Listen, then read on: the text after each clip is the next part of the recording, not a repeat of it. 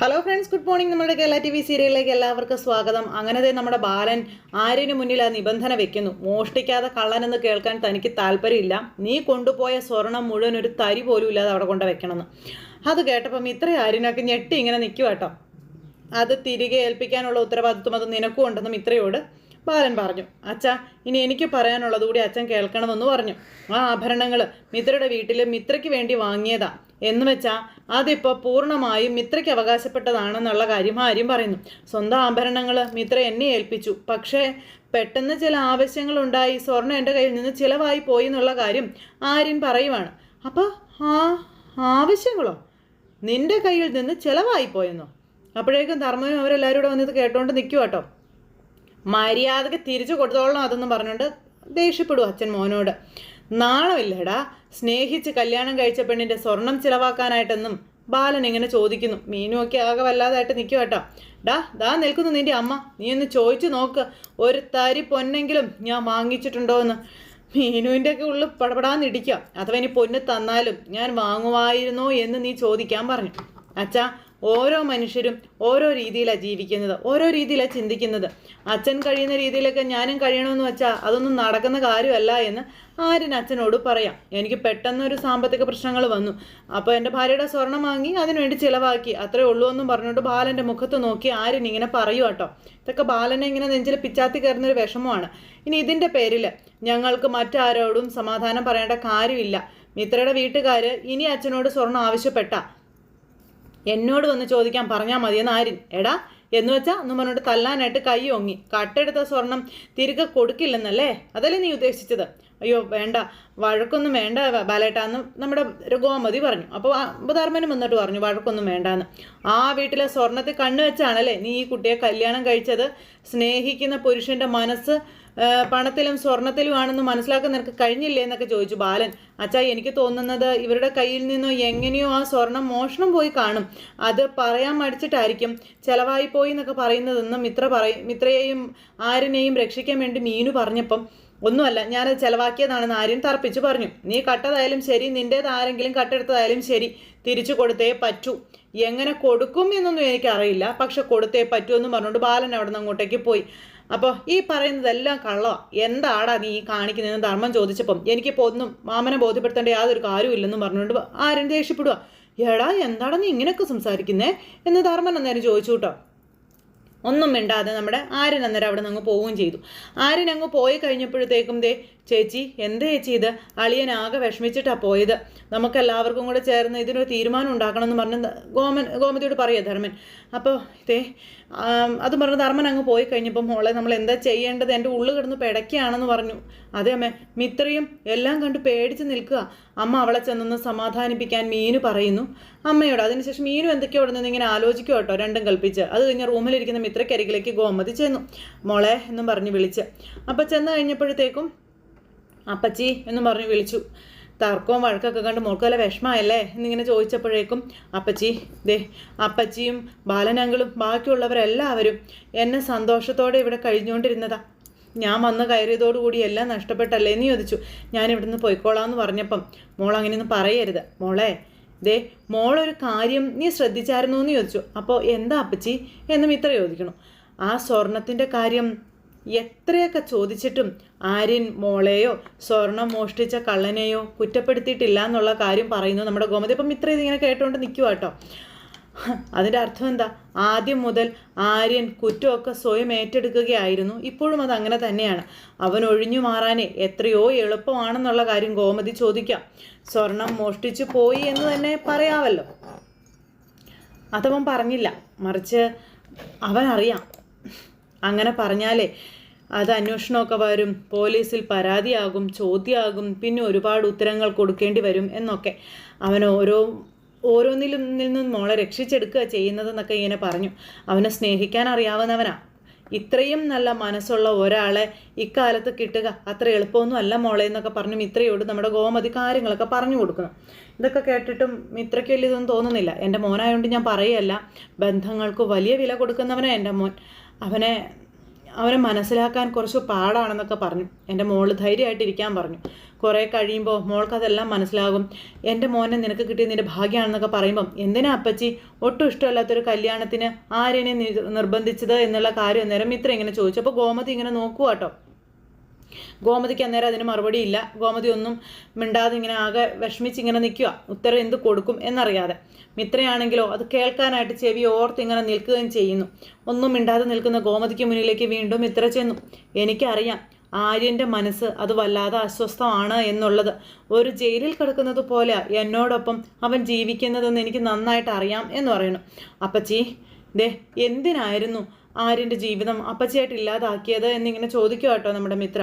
അതിൻ്റെ ഉത്തരം ഞാൻ പറയണോ എന്ന് ഗോമതി മിത്രയോട് ചോദിക്കുക.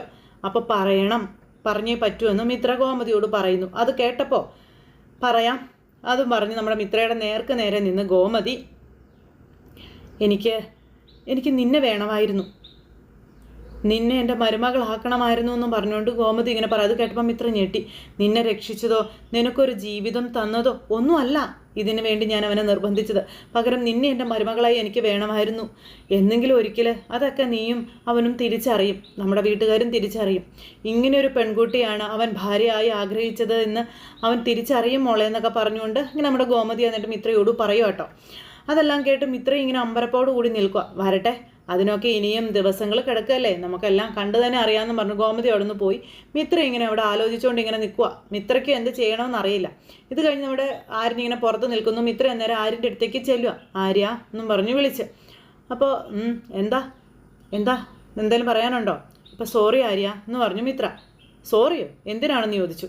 അത് പിന്നെ ഇവിടെ അങ്കിൾ ആര്യന് ഒരുപാട് വഴക്ക് പറഞ്ഞിട്ടും ആര്യൻ സ്വർണത്തിൻ്റെ യഥാർത്ഥ സംഭവങ്ങളൊന്നും ഇവിടെ പറഞ്ഞില്ലല്ലോ എന്ന് പറഞ്ഞു. ആര്യൻ അന്നേരം ഒന്നും മിണ്ടാതെ ഇങ്ങനെ തലയും തിരിച്ചിങ്ങനെ നിൽക്കുക കേട്ടോ അവിടെ. ഞാൻ കാരണമല്ലേ ആര്യൻ ഈ വഴക്കൊക്കെ കേൾക്കേണ്ടി വന്നത്. സോറി, എന്നോട് സോറിയും താങ്ക്സ് ഒന്നും പറയണ്ട, എൻ്റെ പാട്ടിനങ്ങ് വിട്ടാൽ മതി എന്ന് പറഞ്ഞു. ഞാൻ വന്നത് ഒരു സോറി പറയാൻ വേണ്ടിയാ, അല്ലാതെ ഒന്ന് ശല്യപ്പെടുത്താനെന്ന് വിചാരിച്ചല്ല. അപ്പോൾ എന്നോട് സോറി പറയണ്ടെന്നേ, ഒന്നും പറയണ്ടെന്നും പറഞ്ഞു ആര്യൻ. ശരി, ഒന്നും പറയുന്നില്ല, തീർന്നില്ലേ എന്ന് പറഞ്ഞു മിത്ര ഇങ്ങനെ പോകാൻ തുടങ്ങുമ്പം എന്താ മോളെന്നും ചോദിച്ചുകൊണ്ട് അങ്ങോട്ടേക്ക് വന്നു നമ്മുടെ ഗോമതി. അമ്മേ ദേ വെറുതെ ആവശ്യമില്ല അത് എന്നോട് സംസാരിക്കാൻ വരരുതെന്ന് ഇവളോട് പറഞ്ഞേക്കാൻ പറഞ്ഞു. അപ്പോൾ എന്താ മോളെ കാര്യമെന്ന് ചോദിച്ചു. സ്വർണത്തിൻ്റെ കാര്യം പറഞ്ഞ് അങ്കിൾ ആര്യനെ വഴക്ക് പറഞ്ഞല്ലോ, ഞാനൊരു സോറി പറയാൻ വേണ്ടി വന്നതാണെന്ന് പറഞ്ഞപ്പോൾ ഞാൻ എന്ത് ചെയ്യണമെന്ന് ഈ പറയണേന്ന് ഗോമതിയോട് ആര്യൻ ചോദിക്കാം. ഞാനെല്ലാം മനസ്സിലാക്കി തന്നെയാണ് സംസാരിക്കുന്നത്.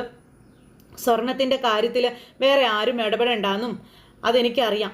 അല്ലെങ്കിൽ നഷ്ടപ്പെട്ടു പോയ സ്വർണം തിരിച്ചു കൊണ്ടുവരണം, എന്താ പറ്റുമോ എന്നും ആര്യനിങ്ങനെ ഗോമതിയോടും അതുപോലെ മിത്രയോടും ചോദിക്കാം. മിത്ര നേരം കരഞ്ഞിങ്ങനെ തല കുനിച്ചിങ്ങനെ അവിടെ നിൽക്കുക കേട്ടോ. അല്ല നീ എന്താടാ ഇങ്ങനെയൊക്കെ ചോദിക്കുന്നതെന്ന് അമ്മ ചോദിച്ചപ്പം അമ്മേ ചോദിച്ചതിന് മാത്രം ഉത്തരം പറഞ്ഞാൽ മതി. അവൻ കൊണ്ടുപോയ സ്വർണം തിരികെ വാങ്ങിക്കാൻ പറ്റുമോ? ഇല്ലല്ലോ. പിന്നെന്താ? എങ്കിൽ പിന്നെ ഇതിലൊന്നും ഇടപെടാതെ ഇങ്ങനെ അങ്ങ് നിന്നാൽ മതിയെന്നും പറഞ്ഞു. അത് പറഞ്ഞപ്പോഴത്തേക്കും മിത്ര തുള്ളി ചാടി അകത്തേക്ക് കയറിപ്പോയി. അപ്പം നീ എന്തിനാണ് അവളെ ഇങ്ങനെ വിഷമിപ്പിക്കുന്നതെന്ന് ഗോമതി ആര്യനോട് ചോദിച്ചപ്പോൾ ഞാൻ ആരെയും വിഷമിപ്പിക്കുന്നില്ല അമ്മയെന്ന് പറഞ്ഞു. ചെല്ല, നീ ചെന്ന് അവളെ സമാധാനിപ്പിക്കുക, ചെല്ലടാന്ന് പറഞ്ഞു. എനിക്കങ്ങ് പറ്റുമല്ലെന്ന് പറഞ്ഞുകൊണ്ട് ആര്യൻ അങ്ങ് പോയി. ഈ സമയത്ത് മുറിയിൽ കരഞ്ഞുകൊണ്ട് നിൽക്കുന്ന മിത്രയുടെ അരികിലേക്ക് നമ്മുടെ മീനു ചെന്നു. നീ എന്താ കരയാണ്, എന്താണെന്ന് ചോദിച്ചു. അപ്പോൾ എന്തിനാ കരയണേന്ന് ചോദിച്ചപ്പോൾ എന്തിനാ ചേച്ചി ഈ കല്യാണത്തിന് വേണ്ടി ആര്യനെ നിർബന്ധിച്ചത്? ചേച്ചി തന്നെ പറ. എനിക്കെന്തോ ഗുണം വരാനും എൻ്റെ നേട്ടത്തിനാണെന്നൊക്കെയല്ലേ പറഞ്ഞത്. എന്നിട്ടിതിപ്പോൾ എന്താ ഇത്? ചേച്ചി തന്നെ പറ, എന്ത് ഗുണം എനിക്കിത് കൊണ്ടുണ്ടായത്? എന്നെ ഈ ഒരു വിവാഹത്തിലേക്ക് കൊണ്ടുവരാൻ അല്ലെങ്കിൽ എൻ്റെ കാര്യത്തിൽ താലി കെട്ടാൻ ആര്യൻ കാണിച്ചത് അത് ഞാനൊട്ടും കുറച്ച് കാണുന്നില്ല. അത് വലിയൊരു മനസ്സ് തന്നെയാണ്, എനിക്കത് അറിയാം. പക്ഷെ എന്നോട് ഇടപഴകുമ്പോൾ തീരെ ചെറിയ മനസ്സിൻ്റെ ആളായിട്ടാണ് എനിക്ക് തോന്നുന്നതെന്ന് പറഞ്ഞു. അപ്പോൾ പോട്ടെ മിത്രേ, നീ അതൊന്നും ഓർത്ത് വിഷമിക്കേണ്ട, ആര്യനോട് ഞാൻ പറഞ്ഞോളാവുന്നു മീനു പറയുമ്പോൾ.